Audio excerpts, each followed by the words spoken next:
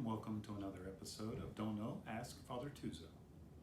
First question, when is the latest I can show up to Mass? Now, Pope Francis addressed this issue of punctuality at Mass. He said, it's not a good habit to be looking at the clock and calculating how much of the beginning of Mass would be okay to miss and still fulfill one's obligation. He says, get to Mass early, not late. He said, because it is during the introductory rites that we begin to adore God in community and to prepare the heart for this celebration with the community.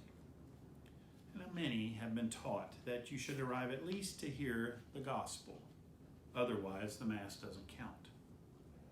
Now, the present Code of Canon Law reads, on Sundays and other holy days of obligation, the faithful are bound to participate in the Mass. It doesn't say parts of the Mass.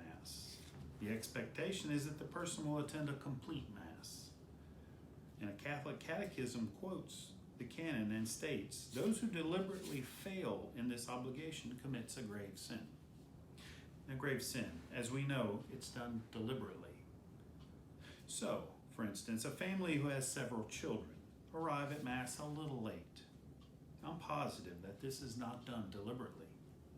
I have several close friends, some with fairly big families with 6 kids, 4 kids, 3 kids.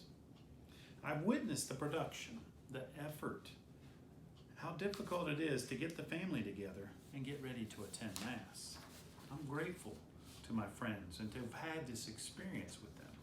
It helps me to understand.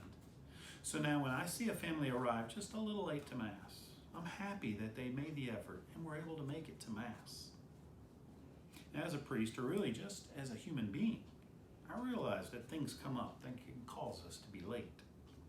And as Pope Francis said, and is mentioned in the Catechism and in canon law, we should strive to attend the whole Mass because every part is important. As a good Catholic, we should not be searching out or trying to just be mediocre or to just do the bare minimum. God has given us everything, and in thanksgiving, we should offer back to Him everything. The liturgy has been carefully put together for over 2,000 years. And from the beginning of the Mass with the introit to the processional hymn, every part is important for the sacrifice of the Mass. The whole liturgy. It's a prayer that is offered to our Father in heaven through Jesus Christ, His Son, in the unity of the Holy Spirit. Second question. What sin, if any, do I commit if I do not vote in this year's presidential election? Or keep the letter of the law by voting for a third-party candidate? Now, a few episodes ago, I talked about voting and what the Church teaches. I referred you to the document, Forming Consciences for Faithful Citizenship by the USCCB.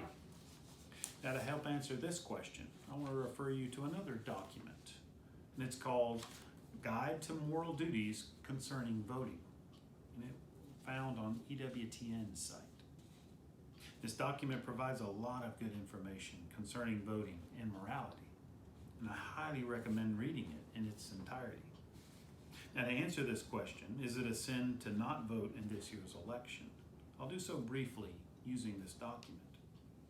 Now, our duty to vote, according to the Catechism, number 2239, it is the duty of citizens to contribute along with the civil authorities to the good of society in a spirit of truth, justice, solidarity, and freedom. The love and service of one's country follows from the duty of gratitude and belongs to the order of charity. Submission to legitimate authorities and service of the common good requires citizens to fulfill their roles in the life of the political community. Submission to authority and co-responsibility for the common good make it morally obligatory to pay taxes, to exercise the right to vote, and to defend one's country. The duty to vote is one of co-responsibility for society. Its moral object is the common good. And as Catholics, our consciences should be specifically informed as to the greatest moral principles so that we may vote with them in mind. Since the purpose of voting is to foster the common good, the worthiness or unworthiness of a candidate for office is therefore best judged by their relationship to the basic principles of a just social order and their willingness to advance them.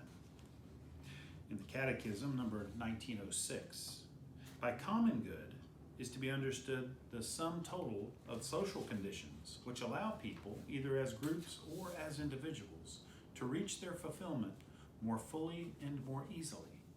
The common good concerns the life of all.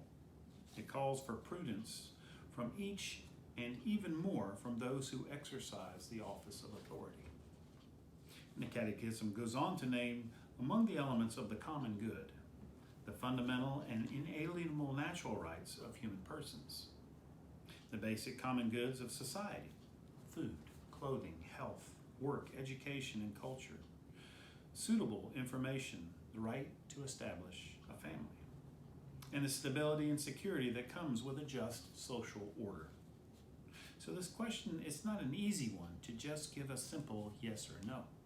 But I believe if you read this document, Guide to Moral Duties Concerning Voting, and the USCCB document, Forming Consciences for Faithful Citizenship, these will help you to make an informed decision concerning the elections coming up in November. Thank you, and once again for the questions. Please be safe. I pray you have a blessed day.